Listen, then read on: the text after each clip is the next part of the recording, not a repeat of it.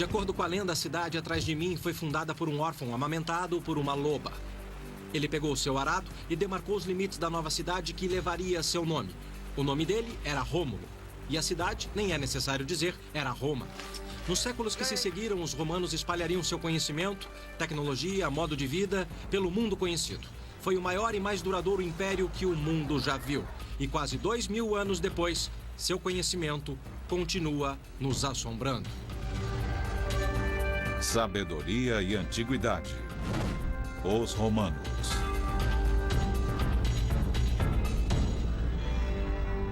Em 753 a.C. nasceu Roma, às margens do rio Tibre.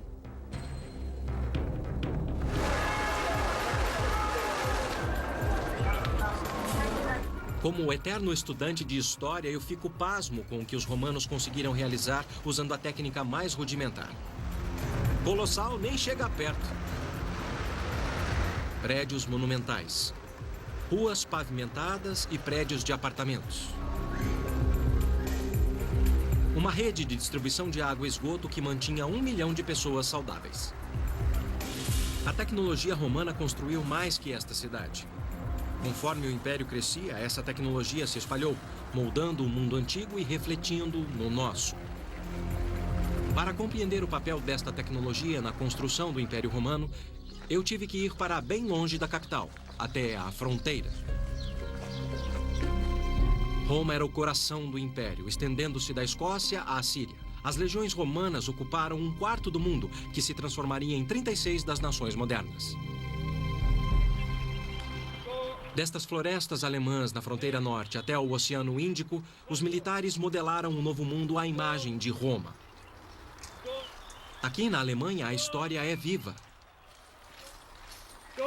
Através do país, arqueólogos experimentais como esses romanos dos dias modernos buscam pistas do sucesso dos romanos nos mínimos detalhes. Lembranças da ocupação romana estão dispersas ao longo da fronteira. Elas refletem mais que uma conquista militar.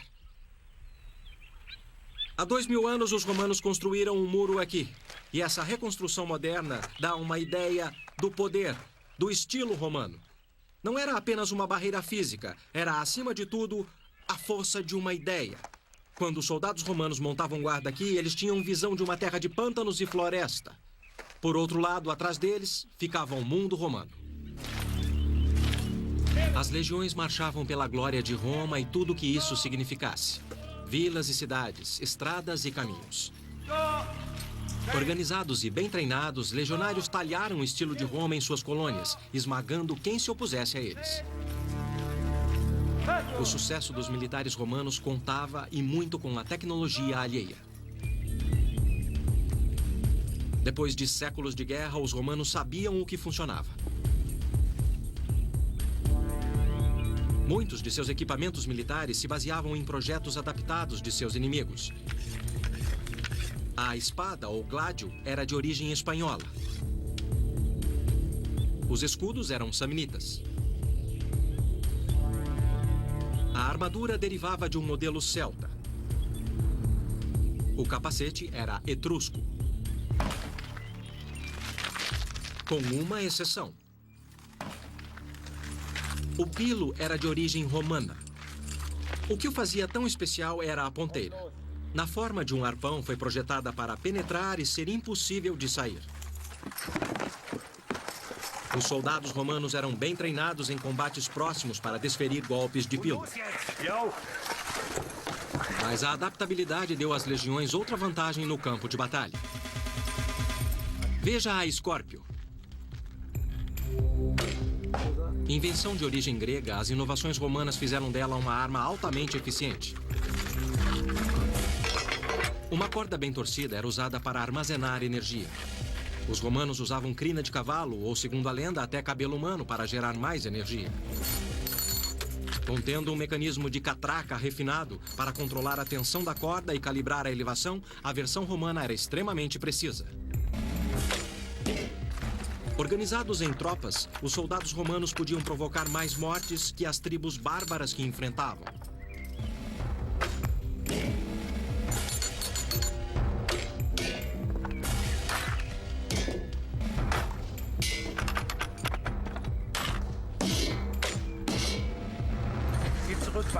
Com o uso de tecnologias adotadas, combinadas à disciplina rígida e abordagem sistemática, as legiões romanas ampliaram as fronteiras do Império. Os romanos sabiam como traçar linhas. A linha foi um símbolo e instrumento de seu império. Esses romanos dos dias de hoje, atrás de mim, são entusiastas que tentam recriar o estilo de vida da 32ª Corte de Voluntários. E eles estão aqui porque esse é Saalburg, antigo forte na fronteira do mundo romano. Aqui fica uma das mais importantes linhas que os romanos fizeram. Os romanos usavam rios e costas para demarcar a linha entre seu mundo e o inconquistado. Mas na Germânia Central, as tribos locais resistiram bravamente à lei romana. Então eles construíram uma fronteira que cortava 560 quilômetros de florestas e colinas, uma obra extraordinária da engenharia antiga. Devia ser mais difícil subir de armadura. No entanto, eu subi apenas um dos monumentos históricos mais admiráveis da Europa. Este é o Limes, o muro divisório que marcava a fronteira do Império Romano. Enquanto hoje ele pode parecer um grande monte de terra, ele é de fato um dos monumentos mais espantosos da engenharia e habilidade construtiva. Existe um muro reto que percorre 104 quilômetros com um desvio de apenas 76 centímetros. Você ou eu achamos difícil cortar um papel de embrulho natalino em linha reta. Mas os romanos podiam construir um muro por muitos e muitos quilômetros e deixá-lo tão reto quanto uma flecha. A pergunta é, como eles faziam? Os agrimensores romanos usavam um instrumento emprestado dos gregos, o groma. Um braço giratório com uma cruz de madeira. Pendurados nas 4 pontas, 2 pares de prumos. Os agrimensores olhavam através de um par para projetar uma linha reta. Os assistentes colocavam marcadores. Olhando através de outro par, os romanos estabeleciam um ângulo correto e assim eles projetavam suas cidades. Era uma aplicação inspirada de um princípio básico. Embora as ferramentas tenham mudado, o conceito de visualizar vários pontos para criar uma linha reta ainda é a ideia básica por trás da agrimensura moderna. Quando a linha estava demarcada, destacamentos especiais de engenheiros começam a construir os limes. Constantemente alerta com os bárbaros, eles limpavam as florestas e construíam fortalezas. A cada 720 metros, eles construíam uma torre como esta para a comunicação rápida no caso de um ataque. No fim, havia mais de 1000.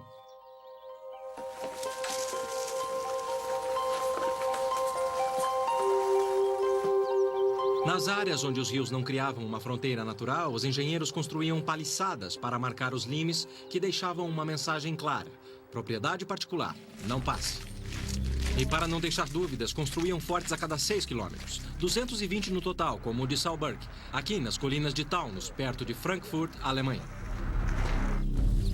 Os agrimensores romanos procuravam a linha mais direta entre 2 pontos. Ao seguir esta regra, eles construíram uma das conexões mais rápidas da história antiga. Eles construíram uma vasta rede de estradas. Muitas delas eram muito sólidas. Estendendo-se das fronteiras mais distantes até Roma, as estradas eram as veias e artérias que alimentavam o coração de um império crescente. Ao olhar de perto o trecho de uma de suas técnicas de construção mais lendárias, você fica admirado com o desafio. Os engenheiros tiveram que ser criativos e habilidosos. Quando os engenheiros romanos construíam uma estrada, construíam para durar. Esta é a Via Ápia, a mais antiga e mais famosa de todas as estradas romanas. Ela parte do coração de Roma e percorre toda a península italiana. Mais de 640 quilômetros. Os engenheiros romanos usavam pedras locais e aproveitavam o próprio formato de pedra.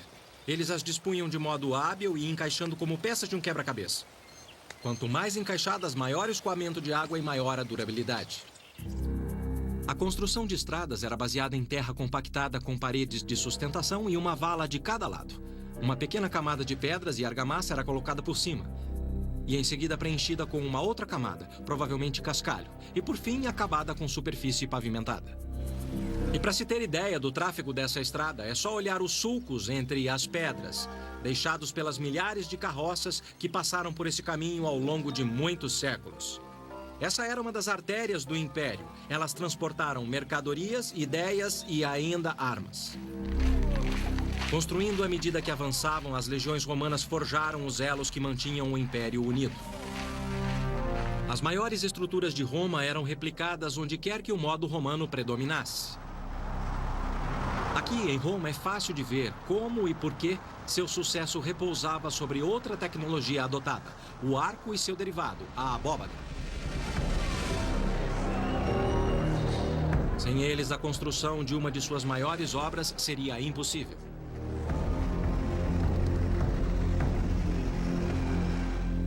Do tamanho de um estádio moderno de futebol, as paredes do Coliseu têm altura de 4 andares. Se fossem sólidas, as paredes teriam desabado com o peso dos inúmeros tijolos que as ergueram. Ao usar o arco, os construtores emprestaram essa invenção grega para distribuir peso. Eis porque o arco é tão eficiente. O arco começa a partir da chamada saimel, de onde pedras em forma de cunha, chamadas aduelas, são sustentadas por uma pedra central chamada fecho. A partir daqui, o peso é distribuído uniformemente para os pilares. Sem o arco, não haveria possibilidade de construir uma obra tão grande como essa. Ela teria desabado com sua própria massa. Não seria exagero alegar que, sem o arco, certamente Roma não existiria. E se você sair da cidade, você pode ver como o arco foi importante no modo de vida romano. O Aqua Claudia é um dos 9 aquedutos que juntos forneciam 174 milhões de litros de água para a cidade antiga todos os dias. Graças ao arco, os romanos conseguiram criar uma vasta rede de água. Aqui na Porta Maggiore de Roma, 4 aquedutos se cruzavam antes de se ligarem a um labirinto de encanamentos que distribuía a água pela cidade.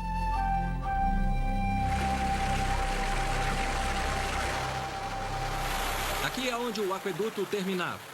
Mas nos tempos de Roma havia fontes similares pela cidade. E o motivo de ter tantas é que elas eram totalmente vitais para o funcionamento dela. Somente os ricos podiam pagar para ter água em suas casas. Logo, para o Zé Povinho, ou se preferir Julius Public, era aqui que você pegava sua água. E não é só isso. Roma é e sempre será um lugar quente. E isso funciona como um ar-condicionado gigante ao ar livre. As fontes lançam água no ar. O vento carrega o spray e o spray resfria o ar. É um efeito bem refrescante. Mais do que isso, eram vitais para a manutenção da saúde pública. A água subterrânea era um risco contínuo à saúde e a água do Tibre era completamente suja. Por isso, essa fonte e muitas outras mantinham a população saudável. Conforme as legiões expandiam o império, elas seguiam um princípio fundamental. A saúde pública baseava-se na água limpa trazida por aquedutos suportados pelos arcos.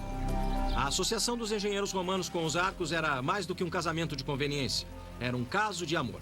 Mas enquanto uma estrutura como essa tinha uma função eminentemente prática de trazer água fresca para a cidade, ela fazia mais do que isso.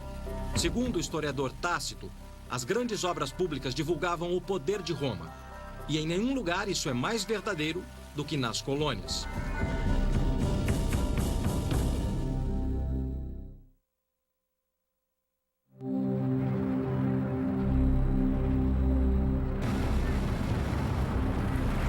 O cenário atrás de mim começa com os romanos. O rio é o Reno e a cidade é Colônia. Seu nome deriva do latim, Colônia, que significa cidade. A cidade que foi fundada aqui por ordem do imperador. Depois da colonização, construir cidades era o próximo trabalho das legiões, porque os soldados romanos eram mais do que guerreiros. A maioria tinha aprendido um ofício antes de se juntar às legiões. Por todo o império, os soldados eram os engenheiros e construtores. Depois de 2000 anos, construção e reconstrução, apenas lembranças sutis de sua história romana permanecem em Colônia. Como hoje, haviam calçadas, praças e fontes que fizeram da cidade um lar longe de Roma para os colonos. Por fim, 50 mil deles chamariam Colônia de lar. A chave era a água, mas não qualquer água. Para obter a qualidade e quantidade necessária, eles construíram o segundo maior aqueduto na história romana. Ele ainda pode ser visto se você souber onde procurar. Transpor esse vale com pontes como essa era pra lá de caro. Eles criaram uma solução engenhosa. Essa coisa é uma verdadeira maravilha. Normalmente, quando pensamos em um aqueduto romano, pensamos em pontes enormes, com vãos erguidas sobre rios e vales. Mas, na verdade, eram estruturas modestas, como esta, que faziam o trabalho pesado. Para construir esse aqueduto, eles cavavam uma trincheira, margeando a colina, seguindo o contorno, mas com um ligeiro declive. Eles revestiam a trincheira com tijolos e argamassa, erguiam um arco e depois enterravam bem fundo.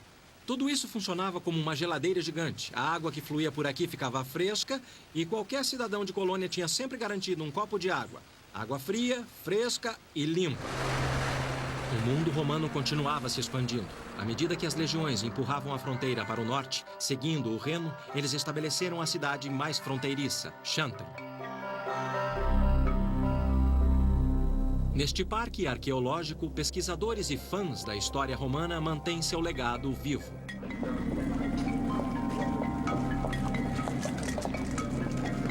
Parte de sua pesquisa é dedicada a entender o que fez os romanos terem tanto êxito. Num esforço para aprender o máximo possível sobre a tecnologia romana, eles fizeram alguns experimentos fascinantes. Como reconstruir esse modelo de uma catapulta romana chamada balista. Montar esta máquina de guerra é algo que eles fazem uma vez em vários anos.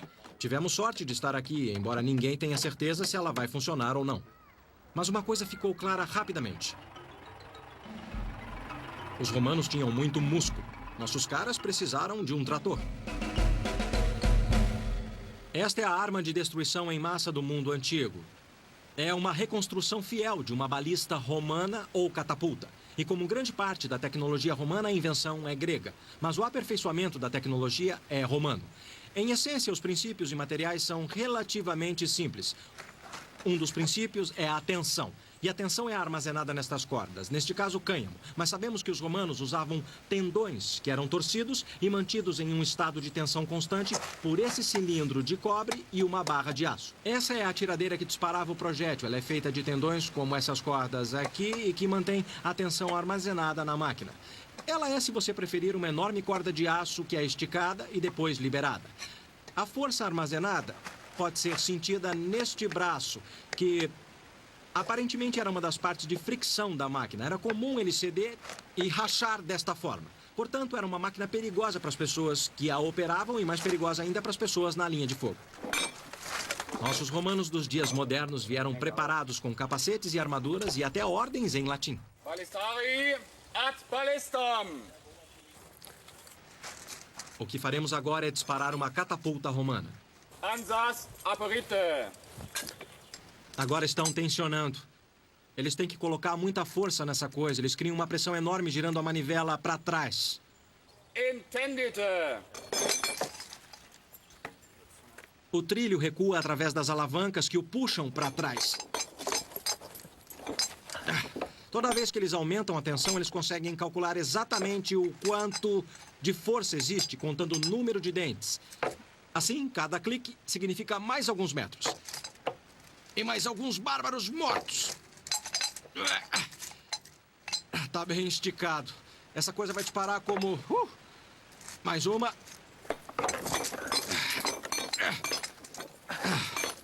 Agora colocamos a bola. É como um simples estilingue de couro.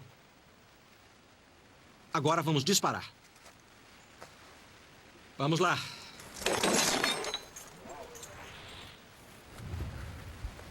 Isso é simplesmente incrível. Se você estivesse enfrentando os romanos, decididamente você teria visto o equivalente ao antigo B-52.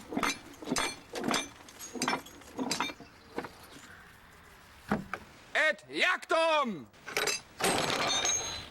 Essa é a versão romana de uma bala de canhão. Ela pesa cerca de 4 quilos. E esta máquina podia arremessar essa bola a uma distância de 400 metros. Nenhum exército europeu teria nada tão destrutivo quanto isso até a era dos canhões e da pólvora. Mas acredite ou não, isso é um exemplo relativamente pequeno. Sabemos que quando os romanos tomaram Jerusalém, eles dispararam bolas pesando mais de 13 quilos na cidade. Mas parte do que a tornava tão eficiente, uma arma tão mortal, era o impacto psicológico. Quando esta coisa caía no chão, por ser feita de calcário, ela espatifava, mandando uma nuvem de estilhaços nos defensores da cidade. Era uma arma de choque e de terror.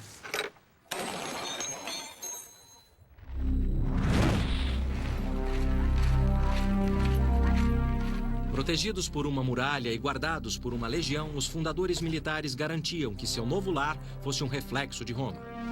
Eu andei pelo parque até um lugar onde a influência de Roma nos projetistas da cidade deixou sua marca. A construção atrás de mim pode parecer uma estufa enorme, mas na verdade é uma réplica fiel, construída em escala 1:1, do exterior de um banho romano. As ruínas deste banho ficam embaixo.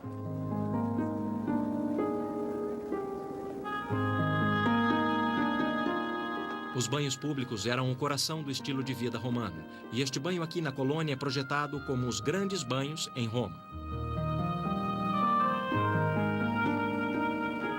Os banhos consistiam em uma rotina específica que se dava em áreas onde a temperatura ia do frio ao muito quente, 49 graus centígrados. Tudo era feito com um sistema de aquecimento inovador chamado hipocausto. Eu me encontrei com o Dr. Norbert Zillen, diretor de escavação do Parque de Chantein, para saber mais sobre o sistema de aquecimento romano. O que vai me mostrar? Bom, eu quero te mostrar nosso banho. Esse cômodo é um hipocausto completo dos tempos romanos, é claro. E o que vemos aqui é apenas uma reconstrução dele. Então essa é só uma parte de um velho hipocausto que originalmente ficava na sala inteira, está certo? Está, isso mesmo. Esse seria considerado grande ou pequeno? Pode ser considerado grande. Esse é grande. E esse é um padrão de construção de hipocausto típico? Sim, é bem típico. Você o encontra em todo lugar do mundo romano. O sistema de aquecimento romano funcionava assim. Num hipocausto, que significa literalmente fogo abaixo. O ar era aquecido em uma fornalha a lenha ou carvão feita embaixo do piso sustentado por pequenos pilares. Chaminés de barro eram construídas dentro de uma ou mais paredes. E conforme o ar quente subia, tanto o chão como as paredes se aqueciam. Levava muito tempo para esquentar. Mas depois de quente, permanecia quente. Então, na prática, o que está dizendo é que isso era um sistema térmico eficiente? Era, isso mesmo. Visitar o parque arqueológico em Chantein foi como voltar para os tempos romanos. Mas quando se trata de entender a história, nada bate a primeira experiência. Chantein ofereceu uma rara oportunidade, graças a um banho particular reconstruído. Eu estava curioso para saber o que tornava o banho romano tão especial. E quando o gerente ofereceu um banho quente em Chantein, o arquiteto do parque, o Dr. Peter Kinsler, ficou muito feliz em se juntar a mim.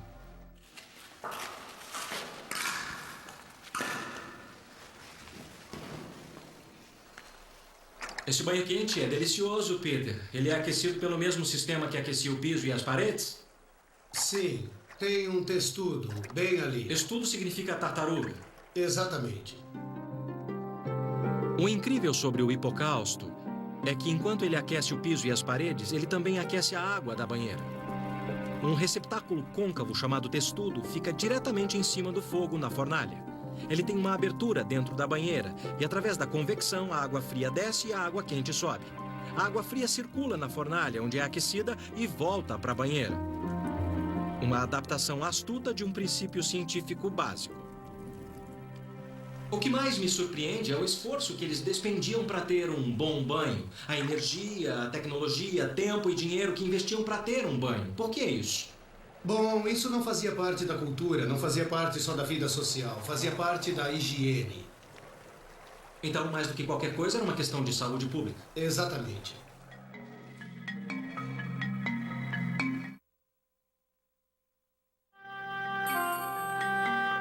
A engenhosidade romana construiu mais que banhos e aquedutos. Por todo o império, os engenheiros criaram infraestruturas para um modo de vida, uma vida de saúde e prosperidade, desconhecida em qualquer outro lugar do mundo antigo. Roma era um modelo para os demais. O que quer que fosse servido na capital também era servido nas colônias.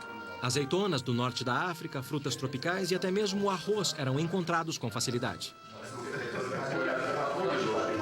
Os romanos contavam com um comércio intenso por toda a Índia e China. E o comércio fomentou a inovação e a transferência tecnológica. O comércio romano estendia-se da China até as Ilhas Britânicas, mas por terra ou água todos os caminhos levavam a Roma. Roma estabeleceu Ostia como seu porto mais importante no século VI d.C. Apenas a 32 quilômetros de Roma, no rio Tibre, Ostia se tornou a primeira colônia. Nesse grande centro de suprimentos, boa vida significava bons negócios. Para seus 50 mil habitantes, Ostia oferecia todo o conforto de uma cidade romana, incluindo tinturarias, avenidas alinhadas com apartamentos de múltiplos andares, bem como um sistema de esgoto e outra conveniência romana: latrinas públicas. Elas deviam ficar lotadas. Nos mini-mercados de Ostia, tudo mudava de mãos, desde comida, itens domésticos e itens luxuosos. A tecnologia em si não o torna rico. Para isso é necessário organização, e daqui dá para ver como os romanos eram bem organizados. Este local é conhecido como Praça das Corporações, chamada assim porque cada um desses nichos pertencia a um grupo de mercadores que funcionavam como uma corporação moderna ou linha de comércio, especializados em determinadas rotas ou produtos de determinadas regiões do mundo romano. Esse nicho pertencia aos comerciantes de Cartago, que traziam trigo do norte da África. Existiam nichos para comerciantes franceses, onde eles compravam lã, outros ainda para os árabes, que traziam tâmaras, e outros luxos orientais. Produtos e comerciantes de todo o mundo mediterrâneo. Em depósitos como este, a mercadoria era marcada e armazenada. Itens perecíveis eram colocados em dolhos como este, enterrados no chão para mantê-los frescos. Uma técnica simples, mas eficiente como esta, trazia saúde para a família romana, para um mundo com olhos famintos de boa vida. E para atender a demanda crescente, os romanos começaram a pensar em escala. Em Barbegal, perto da moderna Arles, no sul da França, os romanos criaram um dos primeiros protótipos da industrialização: uma fábrica de farinha movida a água. Guiada não apenas por uma, mas por 16 rodas d'água em 2 fileiras paralelas de 8, a água caía de uma roda para outra. O que a tornava mais eficiente era, desta vez, uma invenção romana distinta: a roda d'água impulsionada por cima. Ela utilizava a água de modo 8 vezes mais eficiente que a roda d'água impulsionada por baixo. Com esse moinho, os romanos conseguiam produzir farinha suficiente para alimentar toda a população da antiga Arles, de no mínimo 12 mil pessoas, todos os dias. Aqui em Ostia, grande volume e baixo custo significavam mais lucros. E conforme o império se espalhava, mais pessoas apreciavam o estilo de vida romano.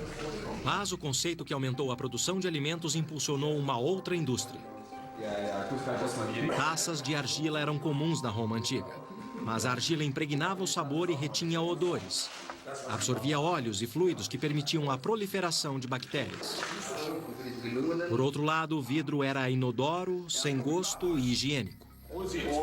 Assim, quando o vidro por sopro foi descoberto por volta de 50 a.C. em uma das colônias de Roma, a Síria de hoje, o processo se espalhou pelo império em apenas 40 anos. Uma nova indústria ficou em alta. Inúmeros artefatos de vidro romanos encontrados na região de Colônia indicam que, no passado, a cidade foi o centro da produção de vidro. Comerciantes transportavam vidro de Colônia para todo o império. Logo se transformou em outro marco de refinamento do estilo de vida romano. A fim de entender como os romanos atenderam à demanda, pedimos a uma empresa de vidro de sopro para demonstrar a técnica romana. Até hoje, o vidro é assoprado praticamente do mesmo modo como os sírios faziam. Coloque uma bola de vidro derretido na ponta de um tubo longo. Assopre ar através do tubo até formar uma bolha. É aqui que os romanos introduziram uma inovação simples, porém engenhosa. Em vez de modelar a bolha com a mão, eles usavam um molde. Com um molde, uma equipe de vidreiros podia fabricar um grande volume em alta velocidade.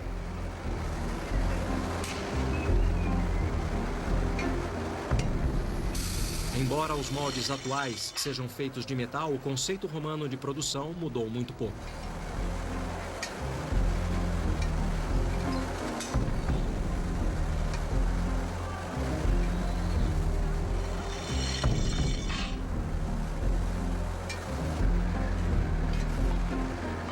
2000 anos depois, os romanos ainda contribuem para atender à demanda do mercado. Mas eles fizeram mais. Refinaram o material, inventando técnicas para criar um dos mais belos tesouros do mundo antigo, como esta obra de arte. Até hoje, especialistas discordam sobre como foi feita. Um pesquisador experimentou por mais de 40 anos. Ele acha que encontrou a resposta.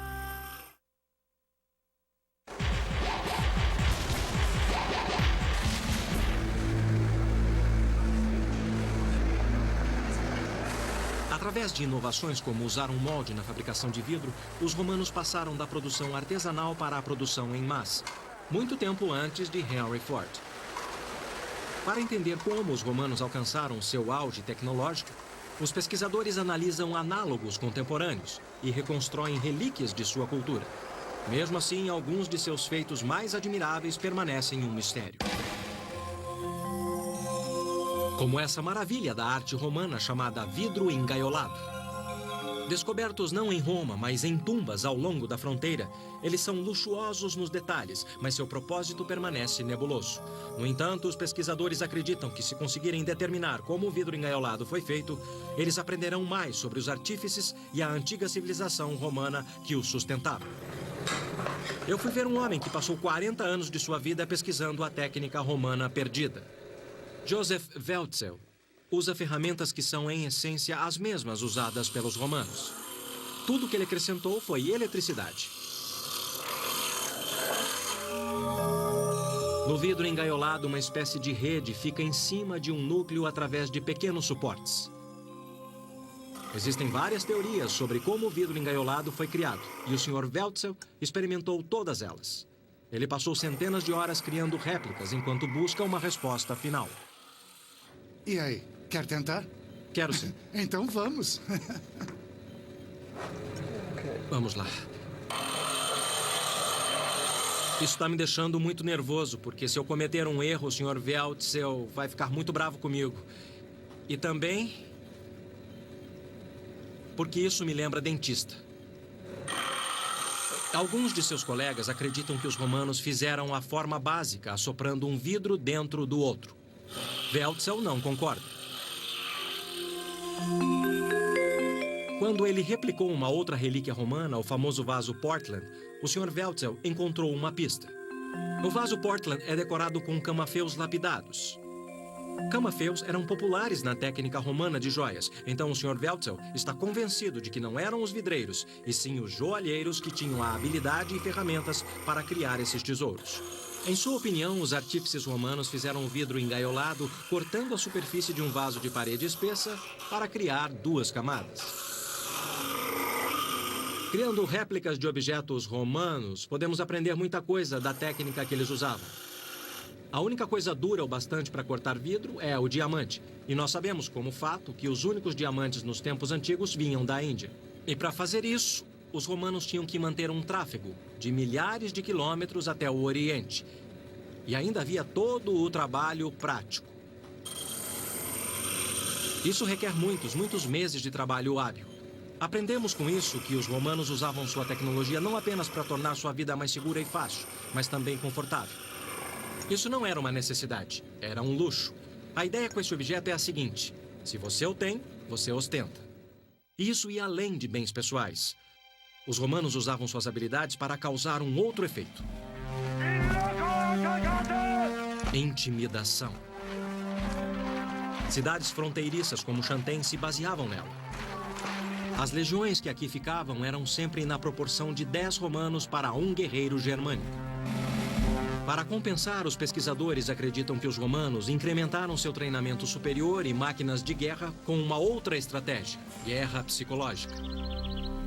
O que tornou a tecnologia romana uma ferramenta tão eficiente para o Império não foram apenas as dificuldades técnicas que eles tiveram que vencer, mas sua política e até seu impacto psicológico. A habilidade para construir coisas grandes, construir obras como esta, causou um tremendo impacto nas tribos germânicas que moravam nesta região.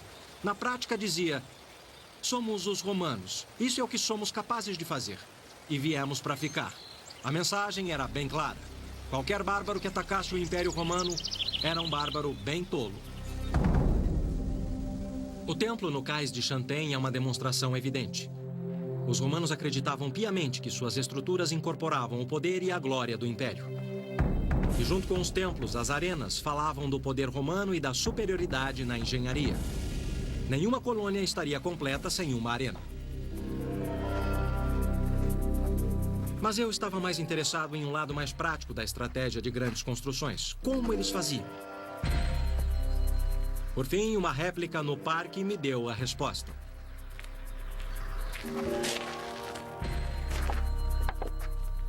A grua era uma ferramenta essencial na estratégia romana de obras grandes.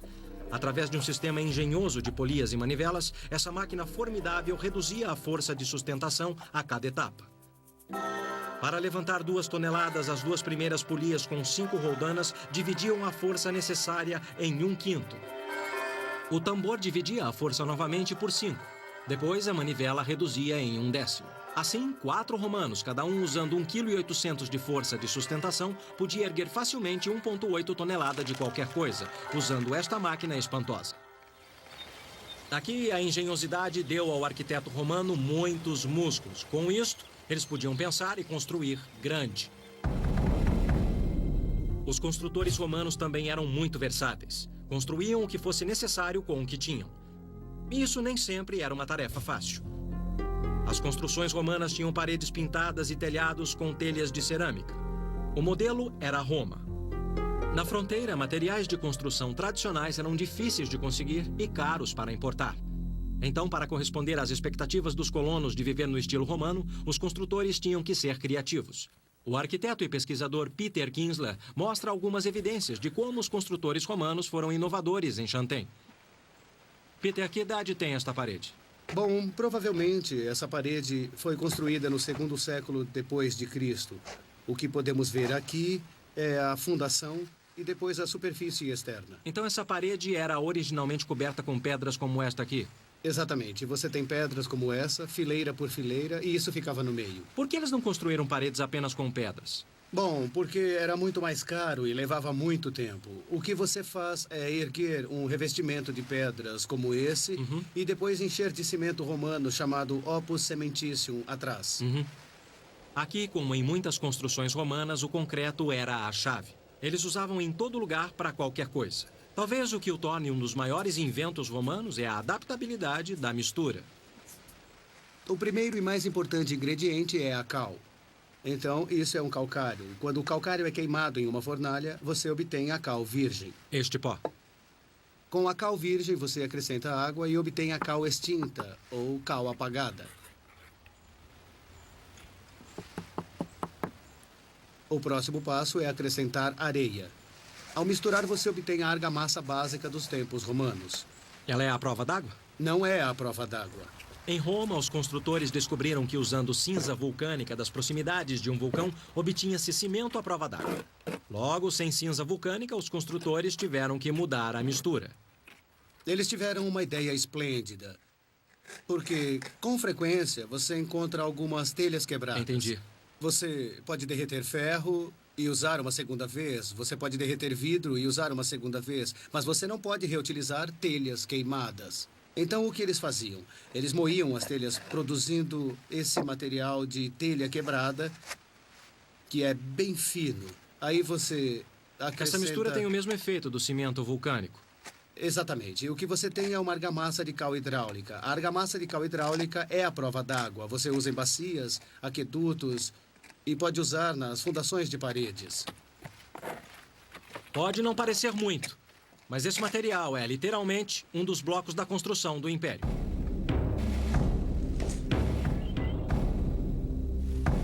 Escala, eficiência e inovação. E não se esqueça, choque e terror eram o coração da construção do Império Romano. E embora essas ideias fossem expressas em um nível impressionante nas colônias, a cidade de Roma era a referência para tudo. Não foi à toa que lá a tecnologia e a inovação romana atingiram seu ápice.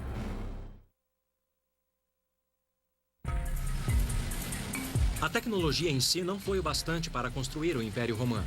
Precisaram de criatividade. Enquanto as colônias se espelhavam no estilo romano, o padrão era sempre estabelecido em Roma. Foi lá onde uma das maiores ideias sobre escala, inovação e organização tomaram forma.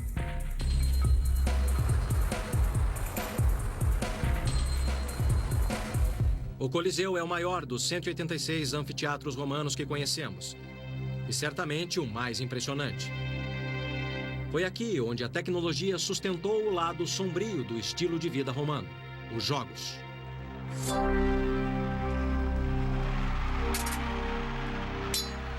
Os espetáculos cruéis encenados nesta arena incluíam matança de humanos e animais aos milhares. Chame de publicidade para o Império. No Coliseu, os romanos mostravam seu poder. Levaria anos de pesquisa paciente para revelar o sistema inteligente que os romanos usavam para produzir seus festivais de choque e horror. Nós estamos no porão, dentro do grande quebra-cabeças do Coliseu. O Dr. Heinz Jürgen Best sempre foi fascinado pelo Coliseu e sua história sangrenta. Por 8 anos, ele pesquisou os registros e estudou vestígios deixados nas ruínas, tentando entender o papel da tecnologia no horror que ocorria aqui. Sua pesquisa o levou a algumas marcas misteriosas nas paredes dos porões do Coliseu. Aqui deste lado temos pequenos corredores. Os animais vinham para cá. E daqui, um deles era içado. Quando ele montou o quebra-cabeça, uma figura extraordinária surgiu. As marcas apoiavam um sistema de manivelas usado para levantar ursos e lobos, leões e leopardos para o piso da arena. Os alçapões abriam e viravam rampas para os animais que seriam erguidos e se juntariam ao espetáculo. Sua engenhosidade pode ser encontrada em cada detalhe. E aqui ficava o sarílio. É lindo. O cilindro vinha aqui. O cilindro vinha aqui dentro? Sim. Como eles viravam? Através de manivelas. O Dr. Bester explicou que a base de cada sarilho era arredondada, bem como a ponta do cilindro. Elas se tocavam apenas num ponto saliente, facilitando a rotação do cilindro e o levantamento da carga. E só naquele ponto? E aí ele girava com facilidade. Isso. Brilhante, brilhante. O Dr. Bester desenvolveu esquemas sofisticados para revelar os segredos do sistema. Como um relógio, 8 trabalhadores em 28 sarilhos, 256 ao todo, eram sincronizados em um sistema que incluía polias, elevadores e cordas, que erguiam 28 gaiolas com segundos de intervalo, levando a carga mortal do porão para se juntar ao horror que acontecia em cima. E aqui, a próxima corrediça, que pegava a parede inteira. Entendi, eu entendi. Para a gaiola. Então aqui é a corrediça. Exato. Para subir a gaiola. Isso. Então, a cada 9 metros havia outro sarilho e assim por diante. Exatamente. E tudo isso era totalmente simétrico, não é? Isso. Em toda a volta. Sim.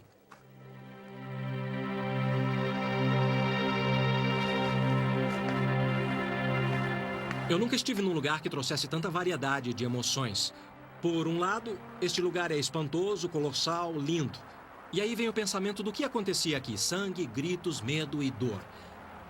Esse porão era, digamos assim, o departamento de efeitos especiais do mundo romano. Efeitos especiais de um filme de horror. A diferença é que aqui, o horror era real.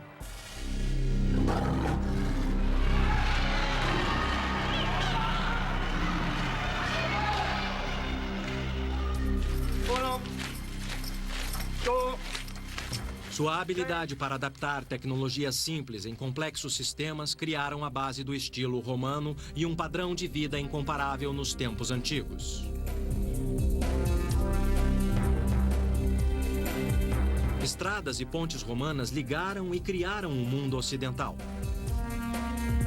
Os romanos deixaram para trás um legado de grandeza e admiração por inovações audazes. Expressando-se através da arquitetura, arte ou artesanato, os romanos nos inspiram. Ainda dá para ouvir os ecos e ver os rastros da antiga Roma. Somos todos, de certo modo, herdeiros do legado romano, seja nas necessidades de nossa vida, seja nos luxos. Neste sentido, é justo dizer que somos todos um pouco romanos.